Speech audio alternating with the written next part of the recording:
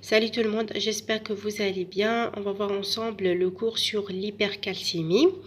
Alors, l'hypercalcémie, elle se définit par une valeur supérieure à 105 mg par litre, soit 2,63 millimoles par litre. Alors, il faut toujours vérifier l'hypercalcémie par le calcium corrigé par rapport à l'albumine ou doser le calcium ionisé. Alors, il faut savoir que le dosage du calcium ionisé il est possible, mais n'est pas réalisé en pratique courante. Alors, comment on va calculer le calcium corrigé en appliquant cette formule? Alors, calcium corrigé est égal calcium total, c'est en milligrammes par litre, moins le taux albumine en grammes par litre, moins 40. Comme physiopathologie, alors l'hypercalcémie, elle peut être due soit à une augmentation de résorption osseuse par augmentation de la PTH ou PTH-like, c'est la PTH-RP-related protein, ou bien effet d'autres hormones, par exemple la T4, les corticoïdes, cytokines métastatiques, ou bien elle est due à une immobilisation prolongée.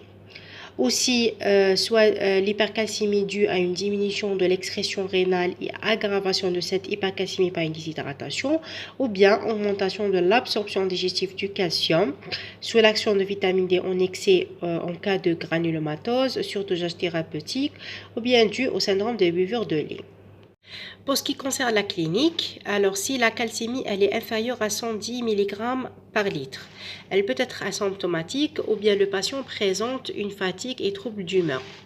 Si la calcémie elle est supérieure à 120 mg par litre, il y a signe de gravité. On peut avoir des signes neurologiques, par exemple troubles de sommeil et de la concentration, dépression, céphalée, confusion, des signes cardiovasculaires, arythmie, bradycardie, HTA en cas de situation chronique, des signes néphrologiques, polyurie, polydipsie, lithiase rénale et insuffisance rénale aiguë ou chronique, des signes gastro-intestinaux, par exemple la constipation ou diarrhée, nausées, vomissements, ulcère digestif, pancréatite.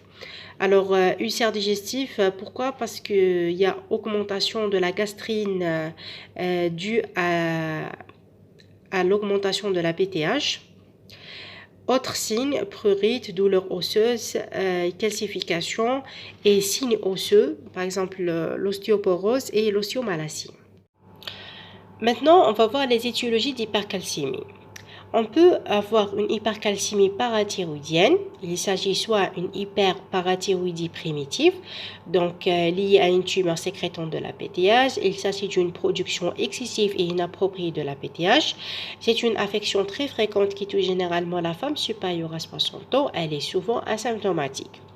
Cliniquement, on va avoir un adénome bénin unique ou multiple de la parathyroïde. Alors, le diagnostic est purement biologique.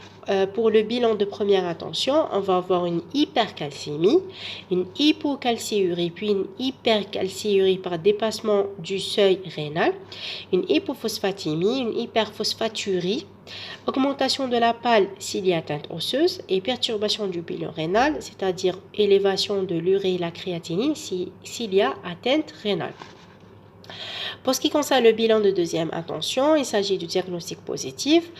On observe une élévation très importante de la PTH. Pour la calcitriol ou bien la vitamine D, elle est élevée au début par activation de 1-alpha-hydroxylase rénale, puis diminuée s'il y a atteinte rénale. Et on observe aussi une élévation des marqueurs du remodelage osseux, c'est-à-dire élévation de ostéocalcine, NTX et CTX. En cas de doute, on pratique le test de charge calcique dans une unité spécialisée. Alors, au cours de ce test, comment on va faire? On fait monter la calcémie au-dessus de la limite supérieure des normes et on observe l'évolution de la PTH. Si la PTH ne descend pas, donc c'est un argument fort d'une hyperparathyroïdie primaire. Alors, pour différencier l'hyperparathyroïdie primaire et secondaire, on va doser la PTH. Donc, dans les deux cas, la PTH, elle est élevée. Mais la différence est que dans l'hyperparathyroïdie primaire, la calcémie, elle est élevée, mais dans l'hyperparathyroïdie secondaire, la calcémie, elle est normale. Le deuxième type d'hypercalcémie parathyroïdienne, c'est les hyperparathyroïdies secondaires à l'insuffisance rénale chronique. C'est au cours du stade terminal. Alors, le bilan de première attention, on aura une hypocalcémie. Voilà, par déficit de la vitamine D par inactivation de 1-alpha hydroxylase. Puis, on aura une hypercalcémie au stade terminal par diminution de l'excrétion rénale. On aura une augmentation de la PAL, hyperphosphatémie due à l'insuffisance rénale chronique, perturbation du bilan rénal, bien sûr élévation de l'urée, la créatinine, et le DFG il est inférieur à 15 ml par minute. Pour le bilan de deuxième attention, on aura élévation de la PTH par rétrocontrôle due à l'hypocalcémie et diminution de la vitamine D par inactivation de 1-alpha hydroxylase par diminution de la masse néphrotique.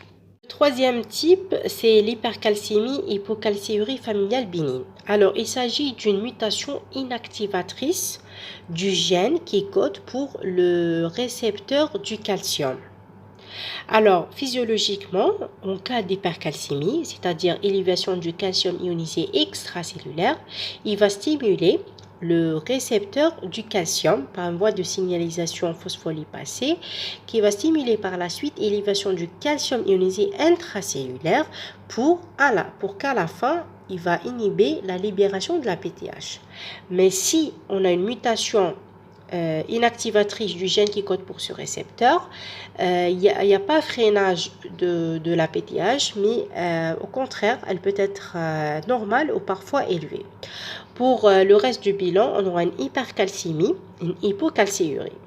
Le diagnostic positif repose sur le diagnostic moléculaire, c'est la recherche de la mutation du gène qui code pour le récepteur du calcium.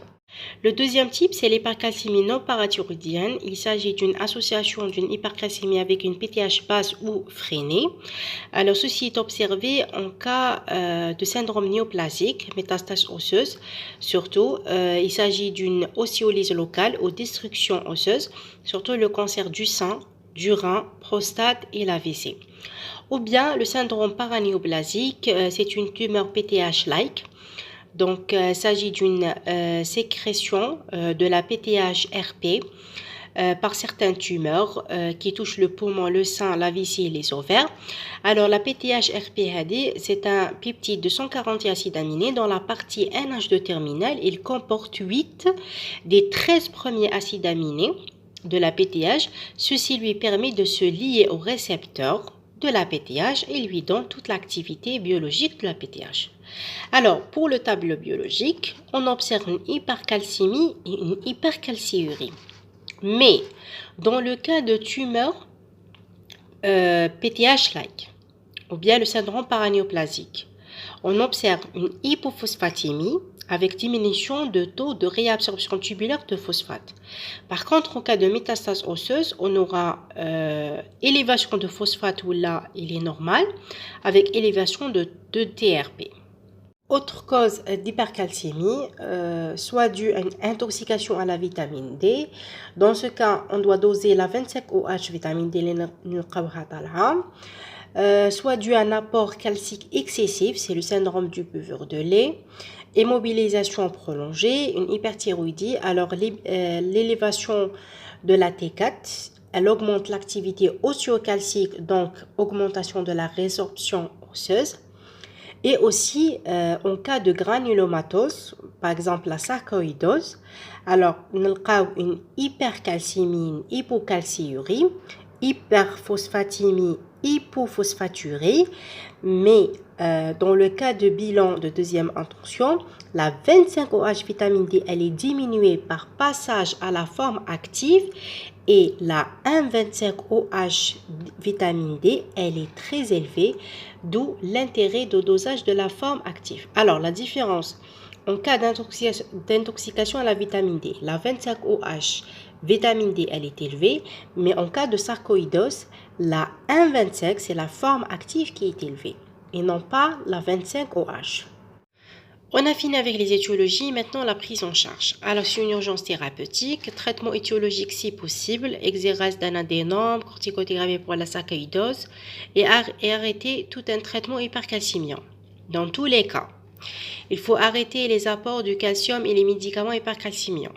Il faut hydrater par sérum salé isotonique 2 à 4 litres par 24 heures selon l'état cardiovasculaire. Et bien sûr, il faut faire attention à une prise digitalique. Pourquoi? Parce que l'hypercalcémie augmente la toxicité myocardique des digitaliques. En cas d'hypercalcémie modérée, inférieure à 3 millimoles par litre, et elle est asymptomatique, donc optez un apport hydrique et sodé péros et surveillez le malade. Mais en cas d'hypercalcémie sévère, lorsque la calcémie est supérieure à 3 millimoles par litre et elle est symptomatique, il faut hospitaliser le malade, réhydrater par IV et rééquilibration hydroélectrolytique plus la calcitonine. En cas d'hypercalcémie sévère supérieure à 4,5 millimoles par litre, c'est une urgence thérapeutique, diurèse forcée au Lasix et épuration extra-rénale. Bien sûr, il faut surveiller la clinique, la biologie et le CG et prise en charge des complications éventuelles.